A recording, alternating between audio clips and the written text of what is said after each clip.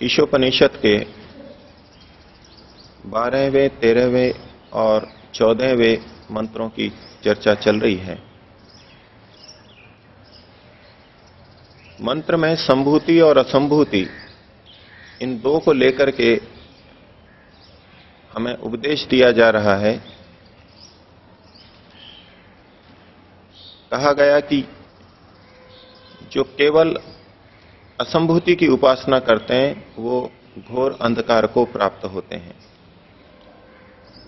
और जो केवल संभूति की उपासना करते हैं वो और भी घोर अंधकार को प्राप्त होते हैं। वस्तुतः संभूति और असंभूति दोनों का उद्देश्य, दोनों के फल अलग अलग ही बताए गए हैं।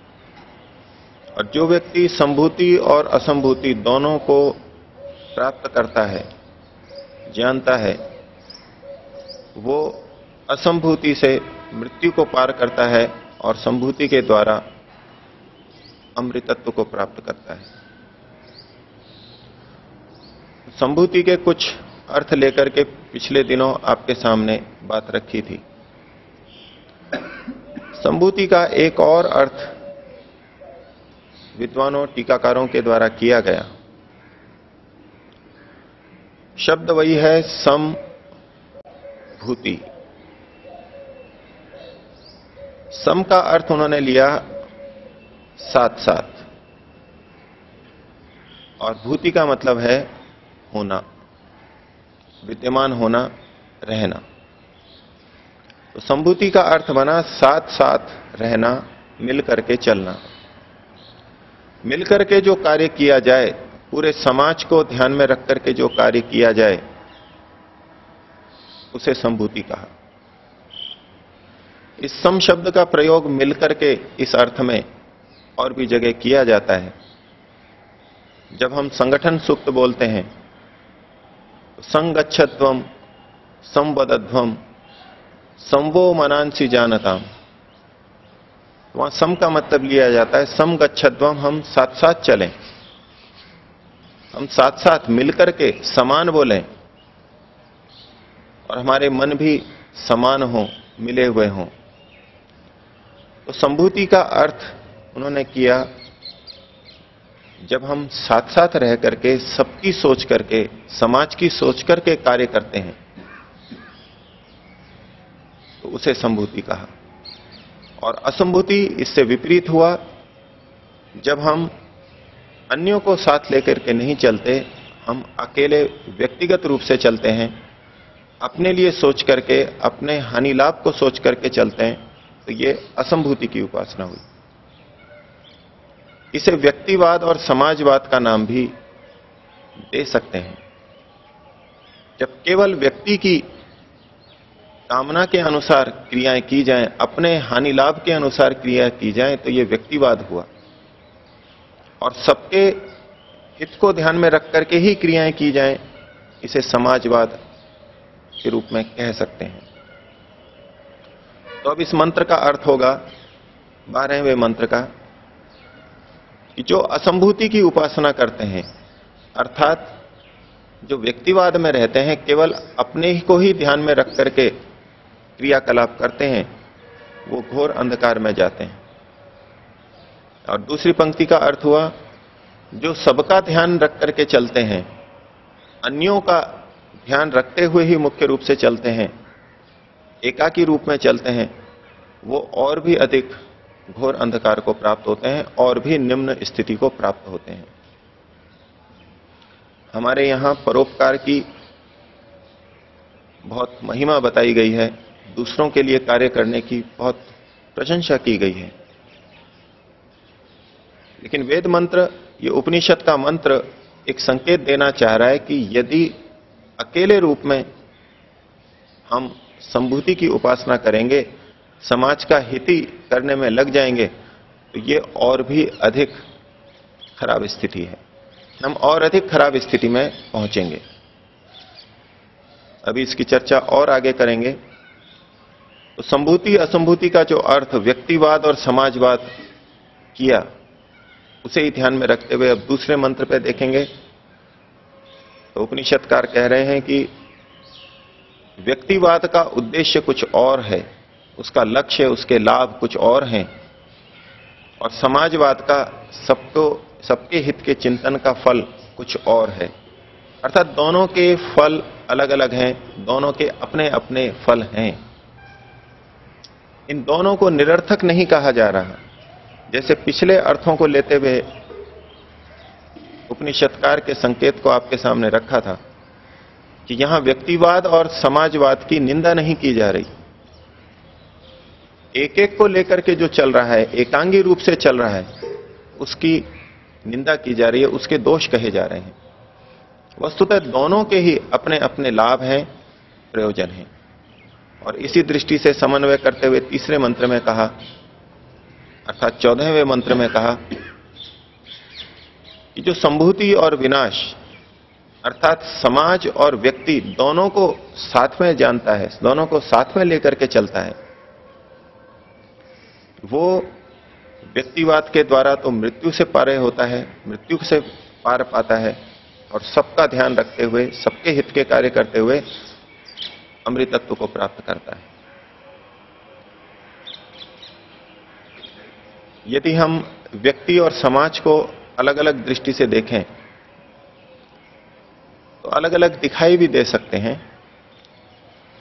और समाज के अंदर, राष्ट्र के अंदर अलग अलग तरह के व्यक्ति भी हमको दिखाई देते हैं। कुछ ऐसे होंगे जो घोर स्वार्थ के अंदर ही चल रहे हैं, अपने ही स्वार्थ को मुख्य बना करके कर्तव्य अकर्तव्य का निर्णय करते हैं, और कुछ ऐसे महान व्यक्ति भी होते हैं जो समाज के हानि लाभ को ध्यान में रखते हुए ही कर्तव्य अकर्तव्य का निर्णय करते हैं। वैसे देखा जाए तो व्यक्ति व्यक्ति मिलकर के ही तो समाज बनता है।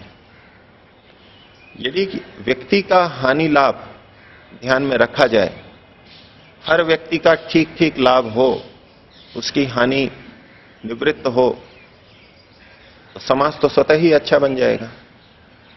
क्योंकि व्यक्ति मिलकर के ही तो समाज बना है, समाज का कोई अलग अस्तित्व नहीं है।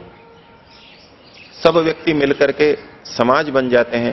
तो यदि व्यक्ति का हित हो गया तो समाज का हित तो हो ही जाएगा। फिर समाज की अलग से चिंता करने की क्या आवश्यकता है?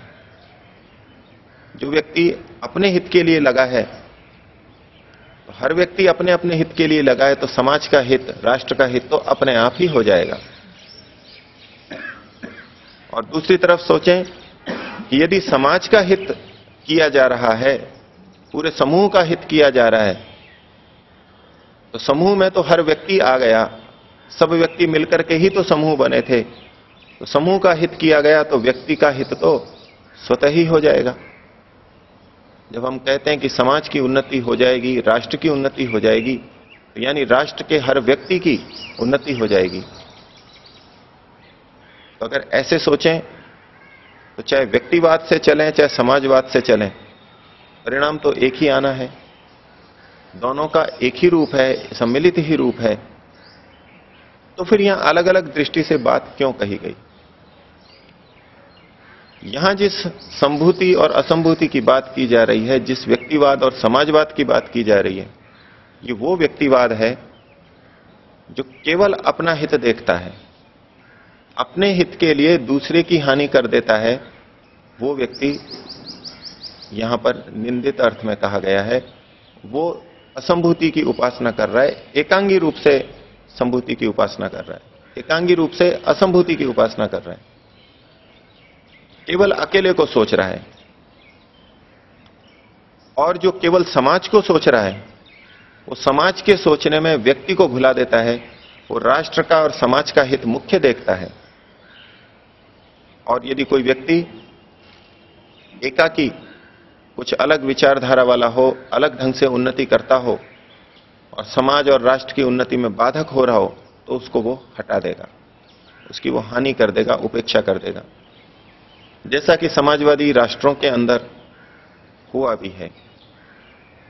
अच्छे अच्छे वैज्ञानिक, अच्छे अच्छे विचारक, अच्छे अच्छे लेखक जो व्यक्तिशः अपने विचारों को रखते थे, भावनाओं को रखते थे, सोचते थे, उनको चुप करा दिया जाता है या उनको देश निकाला दे दिया गया, उनको मृत्यु दंड दे दिया गया।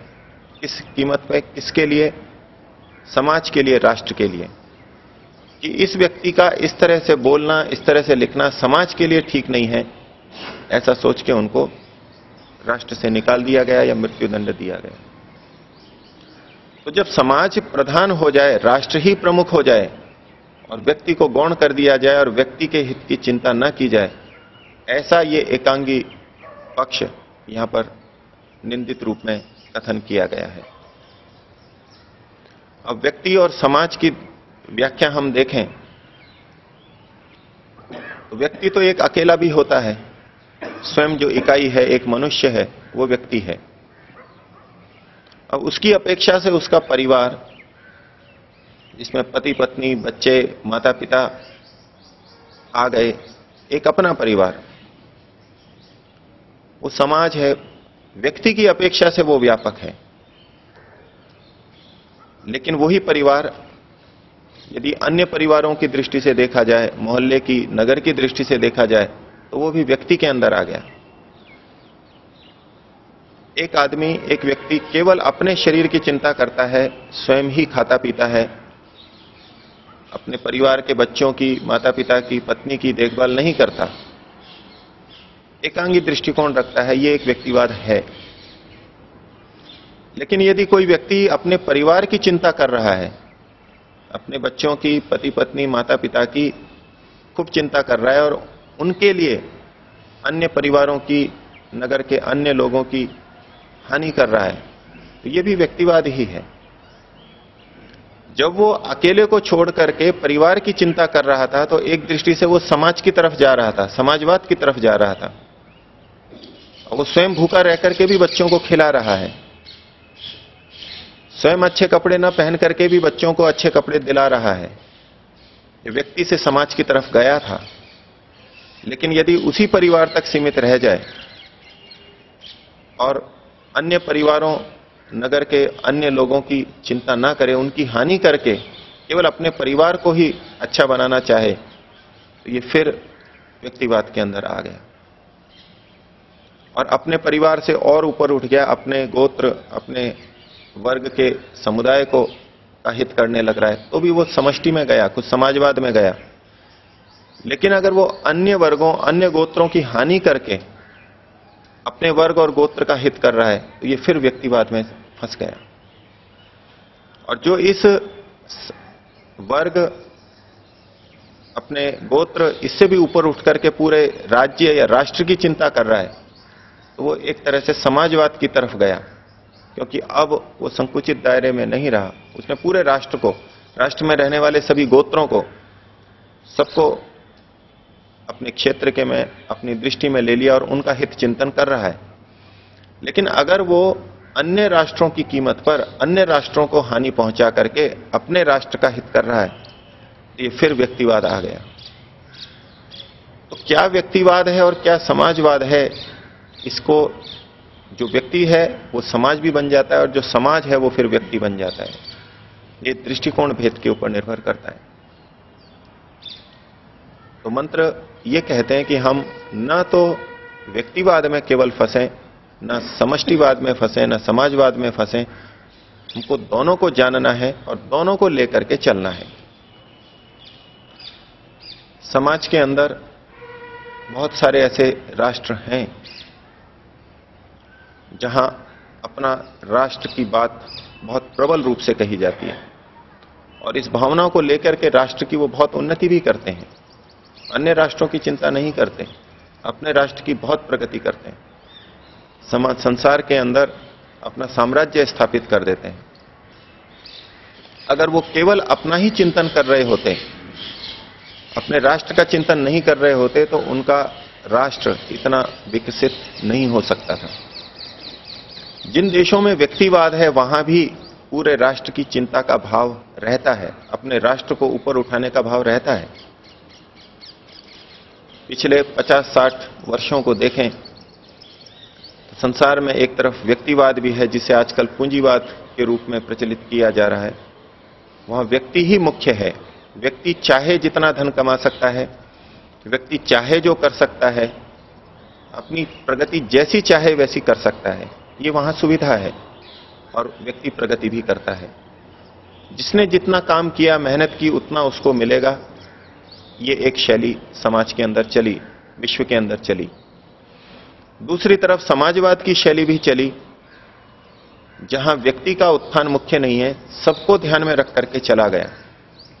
और उस समाजवाद के सहारे चीन और रूस ने अपने ढंग से बहुत प्रगति भी की।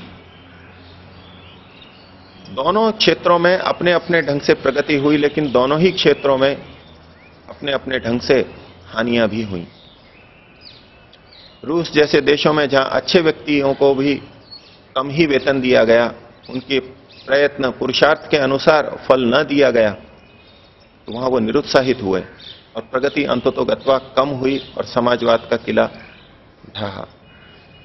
और इसी तरह जहां व्यक्तिवाद आया, व्यक्तिशः उसको प्रगति का खूब अवसर मिला, यथा योग्य उनको धन संपत्ति भी मिली, लेकिन इसका परिणाम पूंजीवाद इतना बढ़ा, धन का एकत्रीकरण इतना हुआ कि सामाजिक न्याय की बात वहां पर छूट गई। जो सबके हित की बात है वो वहां पर छूट गई। व्यक्ति अत्यधिक संपत्ति लेकर के अत्यंत विकृत स्थितियों में, अत्यंत भोग विलास में, नशे पते में और तरह तरह के विकार वहां राष्ट्रों के अंदर आए। हमारा अपना हित समाज के साथ जुड़ा हुआ है और समाज का हित हमारे साथ जुड़ा हुआ है, क्योंकि दोनों एक साथ जुड़े हैं। इसलिए मंत्र में कहा कि दोनों को जो साथ में लेके चलता है वो ही अंतिम कल्याण को प्राप्त होता है।